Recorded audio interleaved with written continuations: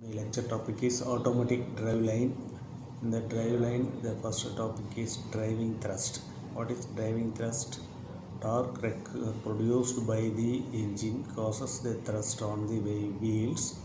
This force is responsible for the forward motion of the vehicle.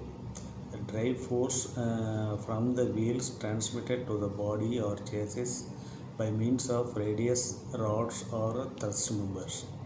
These members are in longitudinal direction in connecting axle casing and the body. What is torque reaction? Torque reaction occurs due to the resistance offered by the wheel to the motion. This causes a torque produced on the axle in the counterclockwise direction when viewed from the left side of the vehicle rear wheel axle. The torque produced by the braking torque is just the opposite to the torque reaction. The torque reaction is opposed by band hot rod, which connects the rear axle to the vehicle body or chassis and prevents excessive bending load coming on the propeller shaft. Side thrust.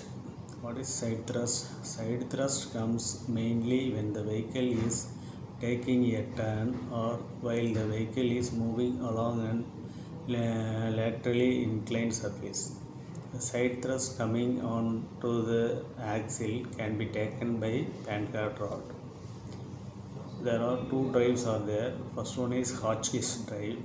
Hotchkiss drive combines the springing and pushing or locating of the rear axle.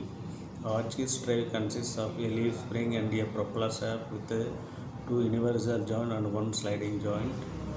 The front end of the leaf spring is pivoted in a pin of bracket which is bolted to the vehicle frame, while rear end of the leaf spring is supported in swinging angle with anti-friction bush material. The leaf springs are bolted rigidly to the rear axle casing at the middle. The spring takes weight of body, torque reaction and driving thrust. The Hotchkiss drive, simplest and most widely used rear axle drive.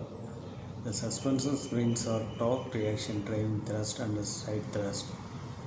Construction of the Hotchkiss drive or propeller shaft with two universal joints, a sliding joint. The spring is fixed rigidly in the middle on the frame. The drive torque is transmitted through the front half of the springs. The front end of the leaf suspension is rigidly fixed on the frame while the rear is connected via a shackle. Two universal joints are used to avoid the bending of the propeller shaft due to the torque reaction.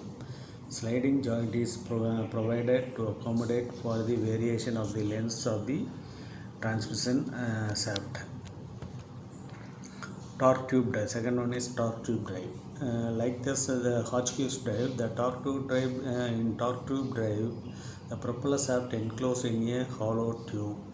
The tube is rigidly bolted to the differential housing at one end and is fastened at the other end to the transmission through a somewhat flexible joint, that is a universal joint situated in spherical cup fixed into the frame.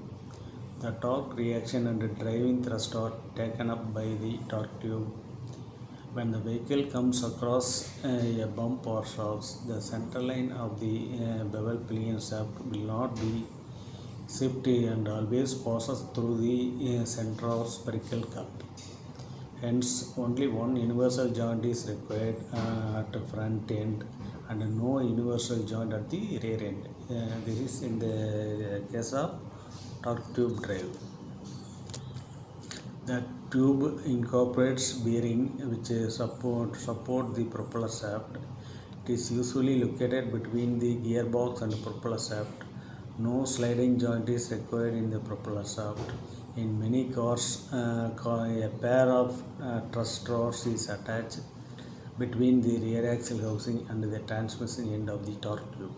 The torque tube and the thrust rod brace the differential housing to prevent excessive differential housing movement. In this drive, the leaf springs takes only the side thrust besides supporting weight of the body. In torque tube drive, the springs takes only a side thrust besides supporting weight of the body.